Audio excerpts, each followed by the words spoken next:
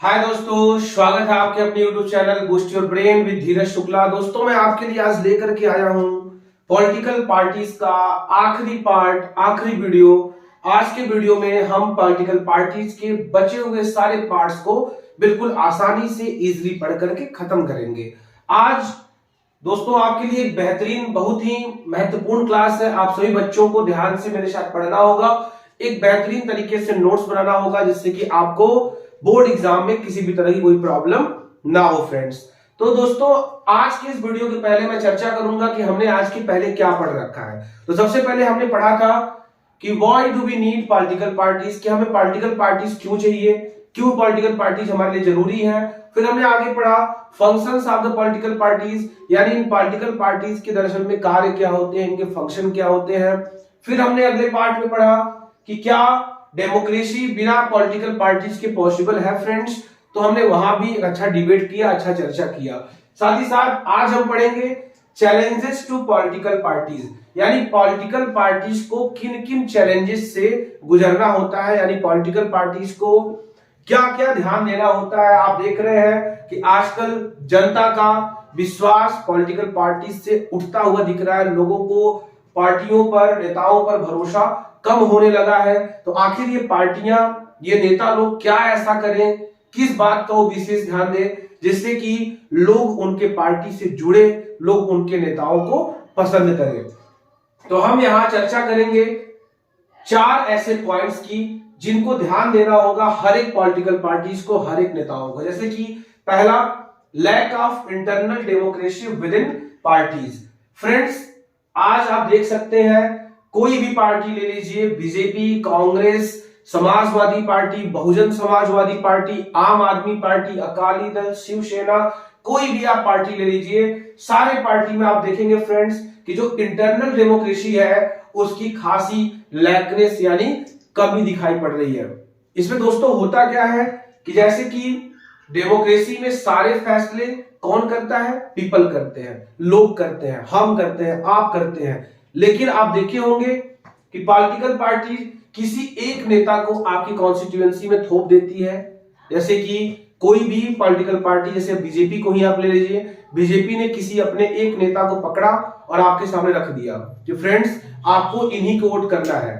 तो अब बीजेपी के जितने भी चाहने वाले हैं, भले ही इस नेता को पसंद करे या ना करे, लेकिन उन्हें इन्हीं को वोट देना पड़ता है। ये हमारे डेमोक्रेसी की सबसे बड़ी लैकनेस है, सबसे बड़ी कमी है। हमें इस चीज को ध्यान देना होगा, पॉलिटिकल पार्टीज को ये ध्यान देना होगा कि लोगों के लिए वो एक ऐसा कैंडिडेट लाए जिसे लोग पसंद करें, वो कैंडिडेट उनके लोकल का हो, एक बेहतर कैंडिडेट हो। और ये कब होगा? जब पॉलिटिकल पार्टीज के सारे फैसले कौन करेगा? उनके टॉप लीडर नहीं करेंगे, बल्कि उनके सारे मेंबर करेंगे। और जैसा कि हम जानते हैं कि पॉलिटिकल पार्टीज का कोई भी फैसला कौन करता है फ्रेंड्स? उनके टॉप लीडर। जैसे आप देख लीजिए बीजेपी में क्या होता है भाई, आजकल जो भी बड़े फैसले होते हैं वो कौन लेता है? या तो मोदी जी, या तो अमित शाह। देख लीजिए आप समाजवादी पार्टी का हाल, कोई भी बड़ा फैसला कौन लेते हैं? उनके अध्यक्ष अखिलेश यादव जी लेते हैं। और अगर आप कांग्रेस में देखिएगा तो कोई भी बड़ा फैसला राहुल गांधी, सोनिया गांधी और प्रियंका गांधी के हाथों में ही होता है। तो ये निश्चित ही किसी भी पॉलिटिकल पार्टीज के लिए बेहद गलत है। इससे हम true form of democracy create नहीं कर पाएंगे। तो आई होप आपको पहला पॉइंट समझ में आया होगा। तो हम बढ़ते हैं अपने दूसरे पॉइंट की तरफ, जो मैंने बोर्ड पे मेंशन किया है, डायनेस्टिक सक्सेशन। डायनेस्टिक सक्सेशन दोस्तों, आप जानते होंगे कि डेमोक्रेसी के पहले हमारे इंडिया में क्या था? मोनार्की था, डायनेस्टी था, साम्राज्य था। एक साम्राज्य होता था, उसके एक राजा होते थे, राजा के बेटे और उनके बेटे अगले अगले राजा हुआ करते थे। अब एक राजा अच्छा है, क्या पता उनका बेटा अच्छा ना हो, तो वो काफी परेशान करता था जनता को, काफी परेशान करता था प्रजा को। तो हमने मोनार्की को, डायनेस्टिक सक्सेशन को हटाया और क्या अपनाया? डेमोक्रेसी अपनाया। लेकिन आप देख रहे हैं कि धीरे धीरे जो हमारी इंडियन डेमोक्रेसी है उसकी भी हालत लगभग डायनेस्टिक जैसी, यानी मोनार्की जैसी ही होती आ रही है। जैसे कि अगर आप बात करें कांग्रेस की, तो राहुल गांधी, प्रियंका गांधी को छोड़ दिया जाए तो कांग्रेस का नामो निशान खत्म होता दिखाई पड़ता है।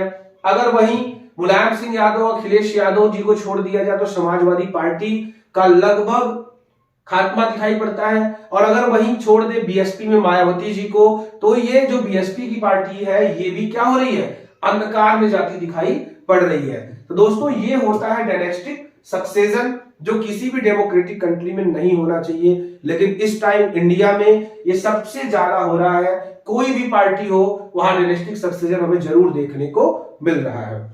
तीसरा एग्जांपल है money and muscle power. Money and muscle power, इससे तो आपने चीजों को पहले ही समझ लिया होगा, लेकिन मैं और अच्छे से समझा दूं। दोस्तों आज कोई भी पॉलिटिकल पार्टीज है, चुनाव जीतने के लिए, हर एक कॉन्स्टिट्यूएंसी में जीतने के लिए कुछ डर्टी ट्रिक्स अपनाती हैं, कुछ गंदे तरीके अपनाती हैं। जैसे कि आपने देखा होगा शराब पिला देना, ठीक है, पैसे बांट देना, और कुछ लोग तो अपने मसल पावर बाहुबली हो जाते हैं। अपने बाहुबली होने के कारण, अपने दबाव के कारण, अपने आतंक के कारण वोटों को ले लेते हैं। ये किसी भी डेमोक्रेसी में ऐसा नहीं होना चाहिए, बिल्कुल गलत है। यानी मनी एंड मसल पावर ये बिल्कुल किसी भी डेमोक्रेटिक कंट्री में, किसी अच्छे डेमोक्रेसी में नहीं होना चाहिए, जो कि हमारे इंडिया में काफी तेजी से बढ़ रहा है। जैसे आप हाल फिलहाल जो चुनाव होने वाले हैं उसमें अगर आप देखेंगे तो हर पार्टियों ने ऐसे बहुत से चेहरों को मैदान में उतारा होगा, या तो वो जेल में होंगे या तो उनके ऊपर दर्जनों भर मुकदमे चल रहे होंगे। तो ये हमारे डेमोक्रेसी के लिए बेहद गलत है। चौथे पॉइंट में हम आते हैं meaningful choice to the voters. यानी कि जो वोटर है उनको एक अर्थपूर्ण पसंद मिलना चाहिए, यानी उनको एक ऐसा नेता मिलना चाहिए जो उनकी बातों को सुने, उनकी बातों को समझे, उनके बीच का हो। ऐसा ना हो कि बड़ी पार्टियां ने कोई भी नेता पकड़ा और आपके बीच ला के रख दिया और बोला कि आप इन्हें वोट करो, उन्हें जिताओ। तो ये हमारे कॉन्स्टिट्यूएंसी के लिए, हमारे डेमोक्रेसी के लिए बेहतर नहीं है फ्रेंड्स। तो हर पॉलिटिकल पार्टीज को ध्यान देना पड़ेगा कि वो अपने पार्टी के अंदर डेमोक्रेसी को बढ़ावा दे, लोगों को मेंबरशिप पूछ के ही काम करें, साथ ही साथ डायनेस्टिक सक्सेशन को बढ़ावा ना दे। ये फिर से कहीं ना कहीं हम मोनार्की की ओर बढ़ते दिख पड़ रहे हैं, डायनेस्टी की ओर बढ़ते दिख रहे हैं। ये होना हमारे डेमोक्रेसी में बेहद गलत है। Third, money and muscle power, ऐसा नहीं होना चाहिए। चुनाव जीतने के लिए कोई भी रुपए पैसे का लालच, शराब का लालच या मसल्स पावर दिखाने की जरूरत नहीं है। अगर आप अच्छे हो, जनता आपको चुनेगी, आप वहां के नेता बनोगे और आप देश के लिए भी बेहतर काम कर पाओगे। चौथा, पार्टियों को यह ध्यान देना चाहिए कि वोटरों के लिए ऐसे कैंडिडेट को उतारे जो उनको पसंद आए, उनके बीच के हो। ऐसा नहीं कि उन पे जबरदस्ती कैंडिडेट थोप दे और उन्हें ना चाहते हुए उन्हें वोटिंग करना पड़े फ्रेंड्स। तो आई होप आपको समझ में आया होगा कि कौन कौन से चैलेंजेस है जो पॉलिटिकल पार्टीज को फेस करने पड़ रहे हैं अभी रिसेंटली टाइम में। और अगर अभी भी वो अपने पार्टीज को इंप्रूव नहीं करती हैं, इन चैलेंजेस को इंप्रूव नहीं करते हैं, तो आप जान लीजिएगा कि अगले कुछ सालों में उनकी पार्टी लगभग खत्म होती हुई दिखाई पड़ेगी फ्रेंड्स। तो आइए हम बढ़ते हैं अगले टॉपिक की तरफ। तो friends, challenges to political parties के बाद हम पढ़ेंगे रीफॉर्मेशन ऑफ पॉलिटिकल पार्टीज। यानी जो पॉलिटिकल पार्टीज हैं उन्हें रीफॉर्म क्या करना चाहिए, यानी उन्हें ऐसा क्या करना चाहिए अपने में सुधार जिससे उनकी पॉलिटिकल पार्टीज और भी बेहतर दिखे। तो दोस्तों मैं सबसे पहले कहना चाहूंगा एंटी डिफेक्शन लॉ, यानी हमारे कानून में एक ऐसा लॉ होना चाहिए, एक ऐसा कानून होना चाहिए, एक ऐसा सिस्टम होना चाहिए जिससे कि जो भी एमपीज एंड एमएलए हो, जो भी मेंबर ऑफ पार्लियामेंट या मेंबर ऑफ लेजिस्लेटिव असेंबली हो, वो जीतने के बाद अपनी पार्टी को छोड़ के दूसरी पार्टी में ना जा पाए। फ्रेंड्स समझ रहे हैं ना मैं क्या कहना चाहता हूं? यानी कि अगर किसी कैंडिडेट को हमने जिता दिया, मान लीजिए वो कैंडिडेट हमारा कांग्रेस पार्टी से था और मैंने उसको मैक्सिमम वोट देके जिता दिया, अब वो कैंडिडेट जीतने के बाद अगर किसी और पार्टी में भाग जाता है, जैसा कि आपने एमपी के चुनाव में देखा था, एमपी में क्या हुआ था कि कांग्रेस के लोगों ने कांग्रेस पार्टी के काफी ज्यादा जो एमएलए थे चुनाव जीते थे, कांग्रेस ने वहां सरकार बनाई थी, कांग्रेस ने वहां रूल भी किया था, लेकिन उसके बावजूद क्या हुआ, बीजेपी ने कुछ लालच देकर के या जैसा समझिए कुछ एमएलए को अपने पार्टी में मिला लिया और कांग्रेस की सरकार वहां गिर जाती है और वापस से सरकार किसकी बन जाती है, बीजेपी की। जो बेहद गलत है डेमोक्रेसी के लिए। किसी भी डेमोक्रेटिक कंट्री में ऐसा नहीं होना चाहिए। अगर जनता ने आपको वोट दिया है तो इस वजह से दिया था कि आप कांग्रेस पार्टी के थे, वो कांग्रेस की सरकार चाहते थे, लेकिन आपने क्या किया, आपने तो भाग करके किसी और पार्टी से हाथ मिला लिया और किसी दूसरे पार्टी की सरकार बना दी, जो किसी भी डेमोक्रेसी के लिए बेहद गलत है। ये किसी भी डेमोक्रेसी में ऐसा नहीं होना चाहिए। यानी पॉलिटिकल पार्टी को मजबूत और बेहतर बनाने के लिए एंटी डिफेक्शन लॉ का होना बहुत जरूरी है। तो फ्रेंड्स, हम बढ़ते हैं अपने दूसरे पॉइंट की तरफ।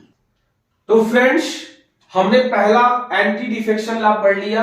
अब हम पढ़ेंगे details of property and criminal cases. यानी हर एक कैंडिडेट को जो इलेक्शन में लड़ना चाहते हैं उन्हें अपने प्रॉपर्टी का ब्यौरा देना चाहिए कि उनके पास कितनी प्रॉपर्टी है, साथ ही साथ उनके ऊपर क्रिमिनल केस चल रहे हैं या नहीं चल रहे हैं, अगर चल रहे हैं तो कितने केस चल रहे हैं, इसका भी डिटेल देना होगा। किनको देना होगा? जो पॉलिटिकल पार्टीज के मेंबर होंगे, जो चुनाव लड़ रहे होंगे, जिससे जनता को मालूम चले कि यार ये कैसे जो हमारे बीच चुनाव लड़ रहे हैं कैसे हैं, धनी है, गरीब है या क्या है, साथ ही साथ इनके ऊपर कितने क्रिमिनल केस चल रहे हैं। ऐसा तो नहीं कि बहुत बड़े क्रिमिनल हैं ये जिन्हें हम चूज करके पहुंचा दें पार्लियामेंट में, तो इस चीज का हमें बेहद ध्यान देना होता है। Third, file and income tax return यानी कि ITR, यानी उन्हें क्या करना होगा, इनकम टैक्स रिटर्न भी फाइल करना होगा।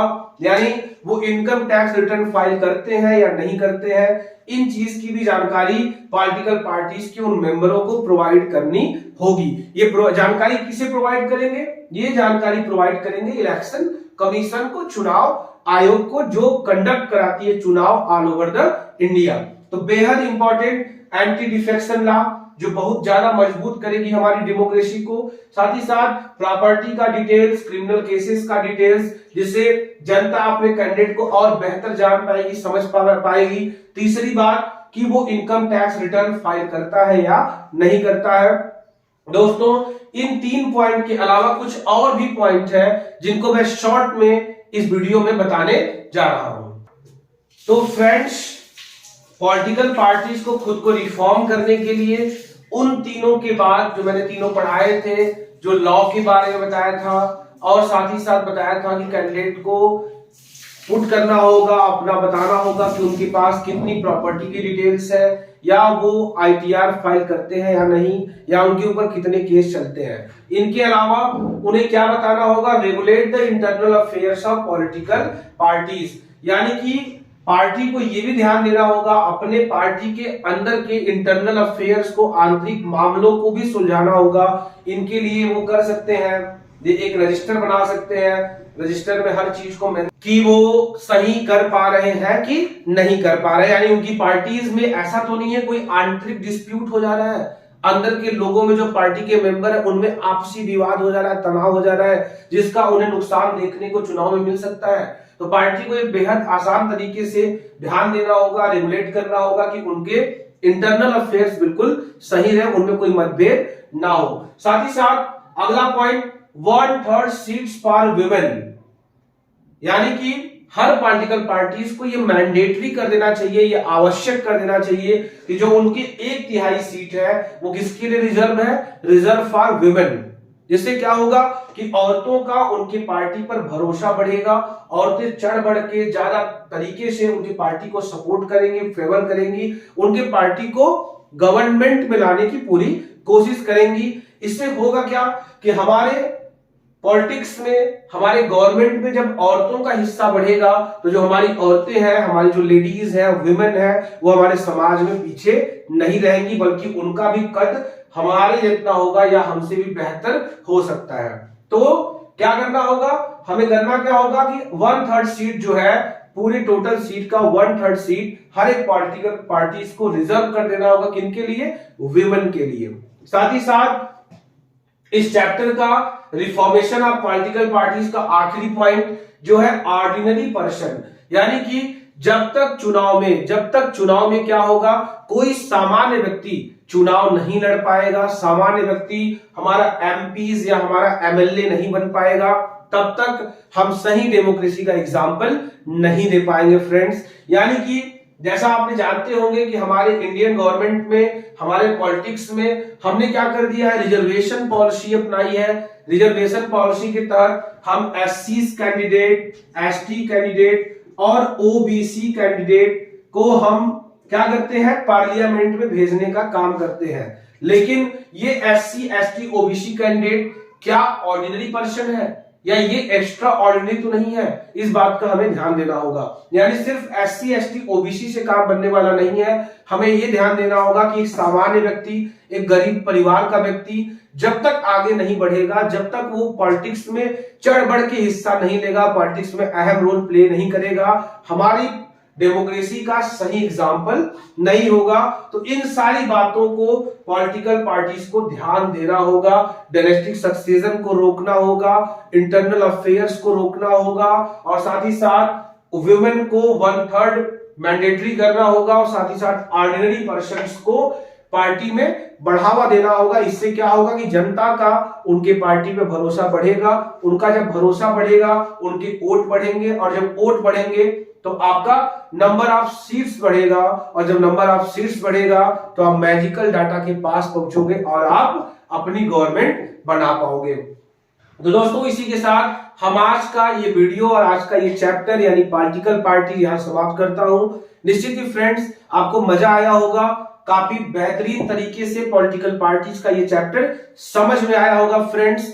तो अब मैं अगली वीडियो में सोशल का कौन सा चैप्टर आपके बीच लेकर के आऊं, आप कमेंट सेक्शन में हमको जरूर बताइएगा। हम उस चैप्टर को आपके बीच वीडियो के रूप में लेकर के आएंगे। तब तक आप हमारे चैनल पे बने रहे, हमारे चैनल को लाइक, कमेंट, शेयर करते रहिए, हमारे चैनल पे अपना प्यार बनाए रखिए। दोस्तों, बहुत बहुत धन्यवाद।